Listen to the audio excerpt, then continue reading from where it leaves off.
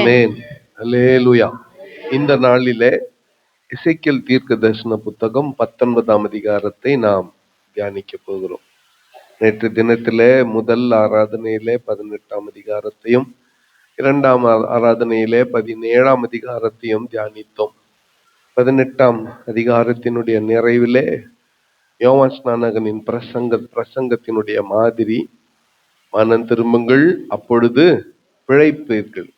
நம் ஆண்டவர் சாகிறவனுடைய சாவை விரும்புகிறதில்லை, துன்மார்க்கனுடைய சாவையே அவர் விரும்புகிறதில்லை.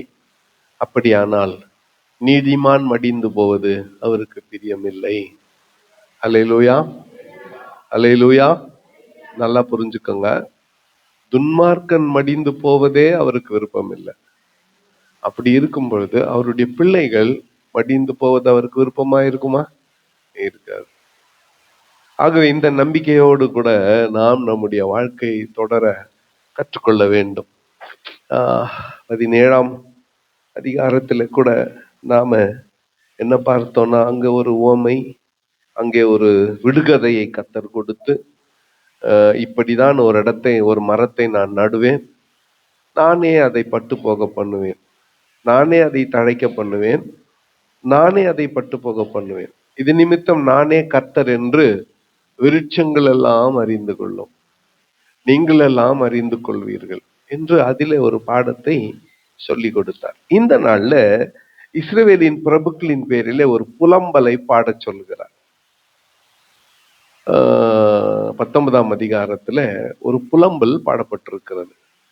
என்ன அந்த புலம்பல் அப்படின்னாக்கா, இஸ்ரவேல் ஒரு பெண் சிங்கம், அவள் சிங்கங்களுக்குள்ளே படுத்திருந்து பாலசிங்கங்களின் நடுவிலே தன் குட்டிகளை வளர்த்தாள். நம்ம நாடு இந்தியா அப்படின்னு எடுத்துக்கிட்டா, கிழக்கே கன்னியாகுமரி முதல் வடக்கே காஷ்மீர் வரை பறந்து விரிந்த நாடு. ஆனா நம்ம இஸ்ரேல் தேசம் எவ்வளவு பெருசுன்னா, கோலார் டிஸ்ட்ரிக்ட் அவ்வளவு பெருசு தான், இன்னும் கொஞ்சம் பெருசா இருக்கும் அவ்வளவுதான். கோலார் அவ்வளவு பெருசு தான் இஸ்ரேல். இதை எப்படி புரிஞ்சுக்கணும் அப்படின்னோடனே, உதாரணத்துக்கு கேஜிஎஃப் இருக்குது இல்லையா, கேஜிஎஃப் வந்து இஸ்ரேல். வீகோட்டா இருக்குதுல்ல, சோதோம். வீகோட்டா என்ன? சோதோம். நம்ம காலேஜுக்கு இல்ல, அது யோர்தான் தேசம், யோர்தான் ஜோர்டன், புரியுதா? நம்ம காலேஜுக்கு இருக்கு. குப்பங்கிறது இல்ல, குப்பம் சவுதி அரேபியா. குப்பம் என்ன? Saudi Arabia. காமசமுத்திரம் இல்ல, காமசமுத்திரம் அது ஈஜிப்ட், எகிப்து. இப்படி போனா கடல், மேற்கே போனா என்ன இருக்குது? கடல். இதுதான். இப்ப இதுக்கு சென்டர்ல கொஞ்சம் இப்படி தலையை திருப்பி இப்படி இப்படி மேல பார்த்தா பாலஸ்டைன், பாலஸ்தீனா தேசம். இப்படி அப்படி வடமேற்குல அங்க அப்படி அந்த பக்கம் பார்த்தா பெலிஸ்தியா. இதுதான். அதாவது ஒரு மலை மேல நின்னுன்னு இத்தனை தேசத்தையும் பார்க்க முடியும், அங்க எரியிற லைட்டை பார்க்க முடியும். சரி, இந்த சிங்கங்களின் நடுவே அவள் படுத்திருந்தாள்னா சுத்தி இருக்கிறதெல்லாம் தேசங்கள். புரியுதா? இந்த ஓமையினுடைய அர்த்தம், இஸ்ரவேல் ஒரு தேசம், சுற்றி இருக்கிறதெல்லாம் என்ன? தேசங்கள். இந்த இஸ்ரவேலுக்குள் முதல்ல அவ என்ன பண்ணா, ஒரு பாலசிங்கத்தை வளர்த்தாள். தன் குட்டிகளில் ஒன்று வளர்ந்து பாலசிங்கமாகி இறை தேட பழகி மனுஷரை பட்சித்தது. புறஜாதிகளுக்குள் அதன் செய்தியை கேட்டார்கள், அது அவர்களுடைய படுகொலியில் அகப்பட்டது. அதை அவர்கள் சங்கிலினால் கட்டி எகிப்து தேசத்திற்கு கொண்டு போனார்கள். சரி, யூதா. இந்த குட்டின்னா சொல்லுங்க, யூதா. யூதா தேசம், இஸ்ரேல் தேசம் ரெண்டா பிரிஞ்சிருச்சா? ஒரு தேசத்துக்கு என்னன்னு பேரு? யூதா. இன்னொரு தேசத்துக்கு என்ன? இஸ்ரவேல்னு பேரு. ஃபர்ஸ்ட் குட்டி யூதான்னு எடுத்துக்கலாமே. அத கட்டி எங்கத்துன்னு போயிட்டாங்க சொல்லுங்க? எகிப்துக்கு கொண்டு போனார்கள். தாய் சிங்கம் காத்திருந்து தன் நம்பிக்கை அபத்தமாய் போயிற்று என்று கண்டு அது தன் குட்டிகளில் வேறொன்றை எடுத்து அதை பாலசிங்கமாக வைத்தது. அது சிங்கங்களுக்குள்ளே சஞ்சரித்து பாலசிங்கமாகி இறை தேட பழகி மனுஷரை பட்சித்தது. அவருடைய பாழான அறைமை திரிந்து அவருடைய பட்டணங்களை பாழாக்கிற்று. இதனுடைய கெர்ஜிப்பின் சத்தத்துக்கும் தேசமும் அதிலுள்ள யாவும் திகைத்தது.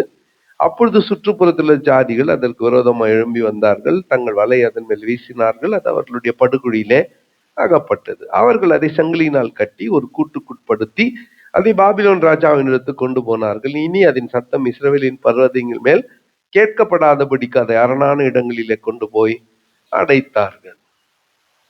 ஒன்னு யூதா, இன்னொன்னு இஸ்ரவேல்.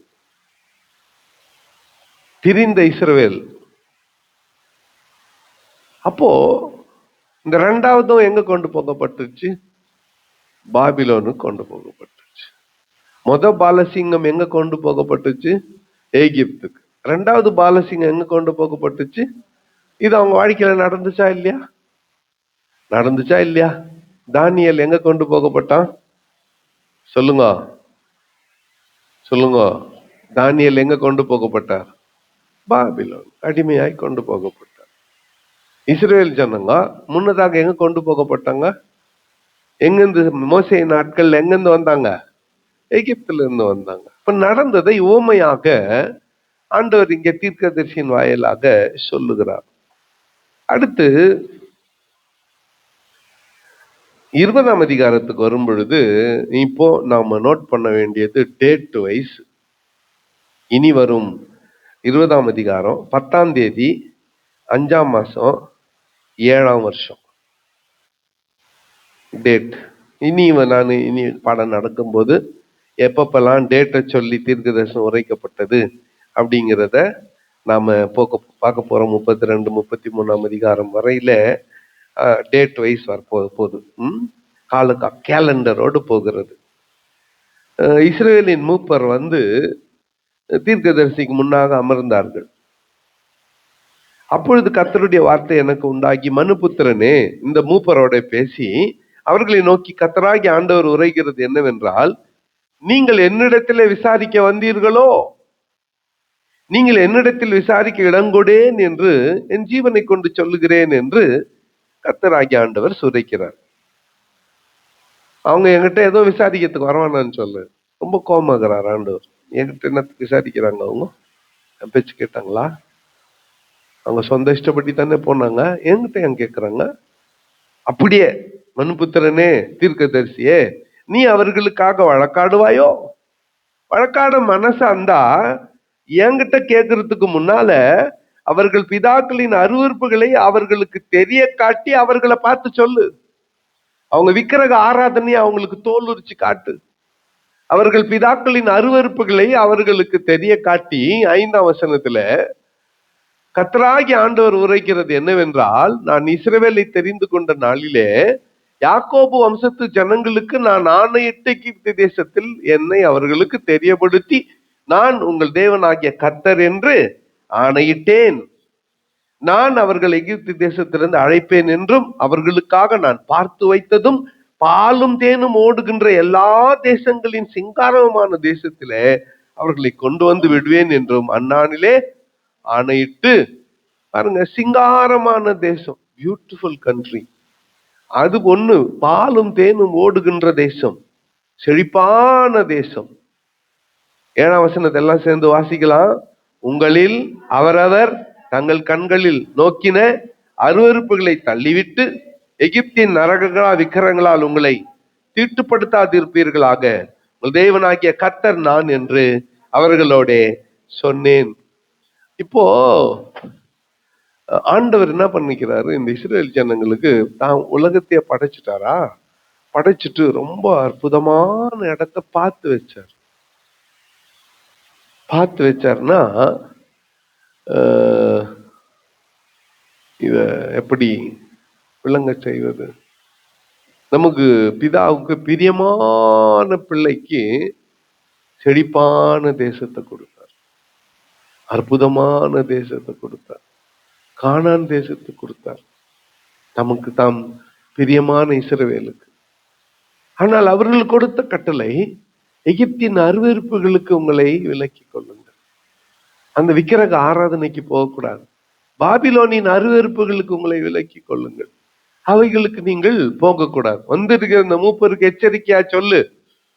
என்கிட்ட விசாரிக்க வந்துட்டுக்கிறாங்க, நீ ரெக்கமெண்டேஷன் பண்ற. என்கிட்ட பேசுறதுக்கு முன்னால முதலாவது அவங்களுக்குள்ள வச்சுருக்கிற அந்த விக்கிரகத்தை அப்புறப்படுத்த சொல்லு, அப்புறம் என்கிட்ட பேசலாம். இல்லையா சொல்லணும். இப்ப என்கிட்ட ஜெபம் பண்ணிக்க வரீங்க, நான் இத சொல்ல முடியுமா? இங்க வர்றதுக்கு முன்னால போய் கயிறு கட்டணும்ட்டுக்கிறீங்க, அவரு அந்த கயிறுன்னு சொல்ல முடியுமா? மல்கியா பாஸ்டரா நான், ஏசுதாஸ் பாஸ்டரா நான், போடு முக்காடன்னு சொல்றதுக்கு 4 பேர் வரமாட்டீங்க. அவங்கதான் நான் இல்லாதப்போ ஒருத்தர் மறிச்சுட்டாரு அவரு. ஓகே, போடு, தலை மேல முக்காட போடுன்னா அப்படி உக்காந்துக்கிறேன்னாரு. அன்னைக்கு போனது தான் அந்த பசங்க திரும்பி சர்ச்சுக்குள்ள வரவே இல்லை. சரி, ஒவ்வொரு ஊழியக்காரனுக்கும் ஒரு ஒரு அழைப்பு. ஆண்டவர் என்ன சொல்றாரு, என்கிட்ட இந்த ஜனங்களுக்காக முறையிடுறது இருக்கட்டும். நான் ஏற்கனவே நேசிக்கிறேன், நான் ஏற்கனவே கிருபையா இருக்கிறேன். ஆனா அவங்களுக்குள்ள இருக்கிற விக்கிரகத்தை நீக்க சொல்லுன்றார். இதுதாங்க இருக்கிற பாடம். இன்னைக்கு பாடமே இதுதான். என்கிட்ட ஜெபம் பண்றதுக்கு வர்றதுக்கட்டும், ஜபமே பண்ணாத, உங்ககிட்ட இருக்கிற விக்கிரகத்தை ஃபர்ஸ்ட் அகற்று. உனக்கிட்ட இருக்கிற விக்கிரகத்தை ஃபர்ஸ்ட் அகற்றிடு. அதுதான் மடை திறந்து ஆசீர்வாதத்திற்கு வழிய. எது எது ஃபர்ஸ்ட்? நம்மிடத்துல இருந்து விக்கிரகத்தை நான் பார்த்து பார்த்து வச்ச சிங்காரமான தேசத்துல அவர்களை வைத்தேன்.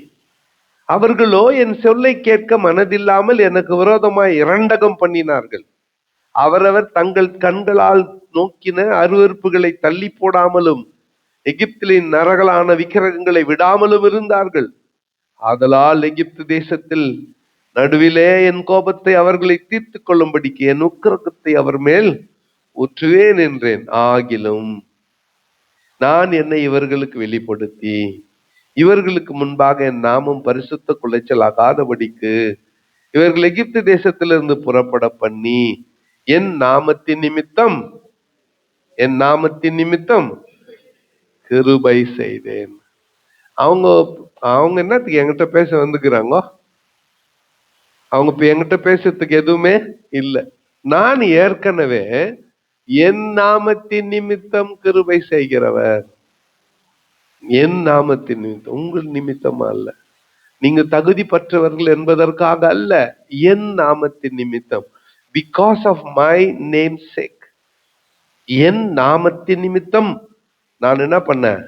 கிருபை செய்தேன். ஆகையால் நான் அவர்களை எகிப்து தேசத்திலிருந்து புறப்பட பண்ணி அவர்களை வனாந்தரத்தில் அழைத்து வந்து என் கட்டளைகளை அவர்களுக்கு கொடுத்து என் நியாயங்களை அவர்களுக்கு தெரியப்படுத்தினேன். அவைகளின் படி செய்கிற மனுஷன் அவைகளால் பிழைப்பான். என் கட்டளைகளை கொடுத்த, நியாயப்பிரமாணத்தை கொடுத்தாரா வனாந்தரத்துல? ஆமாவா இல்லையா? மோசேயை அழைத்து கொண்டு வந்து சீனாய் வனாந்தரத்துல மலையின் மேல 40 நாள் கொண்டு போய் 10 கட்டளைகளை, என் கட்டளைகளை அவர்களுக்கு கொடுத்து என் நியாயங்களை அவர்கள் கை கொள்ளும்படியாக அவர்களுக்கு தெரியப்படுத்தினேன். அவைகளின்படி செய்கிற மனுஷன் அவைகளால் பிழைப்பான். இப்ப 12ஆம் வசனத்தை சேர்ந்து வாசிக்கலாம். நான் தங்களை பரிசுத்தம் பண்ணுகிற கர்த்தர் என்று அவர்கள் அறியும்படிக்கு எனக்கும் அவர்களுக்கும் அடையாளமாய் இருப்பதற்காக என் ஓய்வு நாட்களை அவர்களுக்கு கட்டளையிட்டேன். ஹல்லேலூயா. ஓய்வு நாள் எதுக்கு? ஓய்வு நாள் என்ன? ஓய்வு நாள் என்ன? ஆண்டவருக்கும் இஸ்ரவேல் ஜனங்களுக்கும் மத்தியிலே இருக்கிற அடையாளம். ஆண்டவருக்கும் இஸ்ரவேல் மத்தியில இருக்கிற, இஸ்ரவேல் ஜனங்களுக்கும் மத்தியில இருக்கிற அடையாளம் தான் ஓய்வு நாள். நம்மளுக்கு ஓய்வு நாள் எது சொல்லுங்க? எது? நேத்தான் போச்சு. நமக்கு ஓய்வு நாள் எதுக்கு அடையாளம்? நமக்கும் ஆண்டவருக்கும் இருக்கிற அந்த உறவுக்கு அடையாளம். அவருக்கு கொடுக்க வேண்டிய நாள் அது. அவருக்கு முக்கியத்துவம் கொடுக்க வேண்டிய நாள் அது. அவரை துதிக்க, அவரை ஸ்தோத்தரிக்க, அவரை கனம் பண்ண, அவரை மகிமைப்படுத்த கொடுக்க வேண்டிய நாள் அது. அவரோடு உறவாட ஒதுக்கி வைக்க வேண்டிய நாள் அது. அந்த நாள்ல நம்முடைய சொந்த வேலைகளை வைத்துக் கொள்ளக்கூடாது.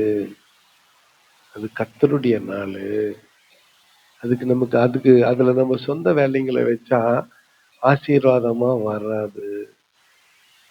ஞாயிற்றுக்கிழமை டபுள் டியூட்டி பண்ணா உடம்பு நோவு தான் மிஞ்சுமே தவிர வீட்டுக்கு வர்றதுக்குள்ளலாம் அதுல 3 மடங்கு எதுக்கோ போயிட்டு இருக்கோம். நீங்க முறைக்கிறத பார்த்தா அது மாதிரி பயமாகுது எனக்கு. அது ஆண்டவருடைய நாள். அதை பரிசுத்தப்படுத்தினார் ஆண்டவர். அதை பரிசுத்தப்படுத்தினார். அதுக்கு தனி கட்டளை கொடுத்தார். உனக்கும் எனக்கும் இருக்கிற அந்த பந்தமே எதுதான்? உனக்கும் எனக்கு இருக்கிற ரிலேஷன்ஷிப்பே எதுதான்? 5 நாள் தான். நான் சொல்றது இல்லைங்கதா, உனக்கும் எனக்கு கூடிய உறவே எதுதான்? 5 நாள் தான். அன்னைக்குதான் என்னை சந்திக்க நீ வர முடியும். அன்னைக்குதான் என்னோட உறவாட நீ வர முடியும். பெரும்பாலும் எங்க ஃபேமிலியில எல்லாம் டீச்சருங்க இல்ல, கல்யாணங்கள்லாம் என்னைக்கு தான் வைக்குவாங்க? சண்டே தான். நிகழ்ச்சிங்கள்லாம் சண்டே வச்சா நம்மளால என்ன பண்ண முடியாது? போக முடியாது. ஏன்னா இதை விட அது எனக்கு என்ன இல்லை முக்கியம். நீங்க சண்டே வச்சுட்டு கூப்பிட்டீங்கன்னா வருவேன், வேண்டா வெறுப்பா வருவேன். என்ன பண்றது? மூஞ்சி காமிச்சுனே கூட வருவேன். உங்களுக்கு சண்டேவே வேணும். ஆண்டவருடைய நாமத்துக்கு மகிமையா சொல்றேன், நல்லா கேட்டுக்கங்க. அந்த நாள் கர்த்தருடைய வேலை. அதை கர்த்தருக்கு ஒப்பு. அந்த நாள் கர்த்தருடைய நாள். 24 மணி நேரம் கோயிலே இருக்கணும்னு சொல்லி 2 hour தான்னா உட்கார மாட்டேன்றீங்களே. அப்படியே 2 hour வர்றப்ப டைம் யாரும் பாக்குறது இல்ல. நேத்து வர்றப்ப யாரும் டைம் பாக்குறது இல்ல. போறப்ப 8 மணி ஆயிடுச்சு. இருந்து போய் எனக்கு 8:15 பதப்பதிக்குது. செகண்ட் சர்வீஸ்ல 10 மணி 10 ஆயிடுச்சு. வந்தது 9:45. உள்ள வந்தது 9:30. வர்றப்ப வாட்ச் பாக்குறது இல்ல. ஒரு 1/4 மணி நேரம் பொறுத்தோன்னு வாட்சியம் பாக்குறது, எண்ணியும் பாக்குறது, வாட்சியம் பாக்குறது, எண்ணியும் பாக்குறது. டைம் ஆயிடுச்சு விடுன்னு அர்த்தம். போறப்போ இருக்கிற அந்த ஆர்வம் வர்றப்ப இருக்கணுமே. கர்த்தருடைய நாளாச்சே, கர்த்தரை முழு மனதோட ஆராதிக்கணுமே, கர்த்தரை விடுதலையா ஆராதிக்கணுமே, அவரை நோக்கி முறையிடணுமே, ஜெபிக்கணுமே. வேற ஏதோ விக்கிரகம் உன்னை ஆண்டு கொண்டு இருக்கிறது. இதத்தான் ஆண்டவர் சொல்றார். வேற ஏதோ விக்கிரகம் உன்னை ஆண்டு கொண்டு. அதனால தான் எனக்கு நேரம் கொடுக்கறதுக்கு உனக்கு நேரம் இல்லை. You are two busy. விக்கிரகம் அப்படின்னு சொன்ன உடனே சிலையத்தான் வச்சுன்னு வணங்கணும்னு இல்ல. சிலையா இருக்கு. கண்ணுக்கு தெரிய வேண்டிய அவசியம் இல்லை. விக்கிரகம் கண்ணுக்கு தெரிய வேண்டிய அவசியம் இல்லை. வேக வேகமா சர்ச்சை முடிச்சுட்டு நேரா சிக்கன் கடையில போய் நீ நின்னானா சிக்கன் உனக்கு விக்கிரகம். புரியுதா? அவசர அவசரமா சர்ச்சை முடிக்கிறது, வேக வேகமா முடிச்சுட்டு வேகமா போறேன்னு வச்சுக்க. வேகமா எதுக்கு போறியோ அது உனக்கு என்ன? விக்கிரகம். சிலையத்தான் வணங்கணும்னு இல்லை, மனமாற ஆண்டவரை ஆராதிக்க கற்றுக்கொள்ள. போதும் போதும் என்கின்ற அளவுக்கு ஆண்டவரோடு உறவு கொள்ள கற்றுக்கொள்ள வேண்டும். வாழ்க்கையில பெரிய விடுதலையை கர்த்தர் கட்டளையிடுவார். எல்லாம் சேர்ந்து 12ஆம் வசனத்தை வாசித்து முடிக்கலாம். நான் தங்களை பரிசுத்தம் பண்ணுகிற கர்த்தர் என்று நீங்கள் அறியும்படிக்கு உனக்கும் அவர்களுக்கும் அடையாளமாக இருப்பதற்கு என் ஓய்வு நாட்களை அவர்களுக்கு கட்டளையிட்டேன். ஓய்வு நாள் ஆண்டவருக்கு நமக்கு அடையாளமா இருக்கிறது. அதை அவருக்கே கொடுப்போம், ஆசீர்வாதத்தை பெற்றுக்கொள்வோம். கம்மா போட்டுக்கோங்க. நாளைக்கு காலையில திரும்ப இங்கத்தான் தொடரும். நாளைக்கு காலையில 20ஆம் அதிகாரத்தின் 2வது பகுதியை தியானிக்கலாம். கர்த்தர் தாமே இந்த வார்த்தையில் நமக்கு ஆசீர்வதிக்கட்டும். அவிலேயப்பட்ட ஒருவர் சுருக்கமாய் ஜெபியுங்கள்.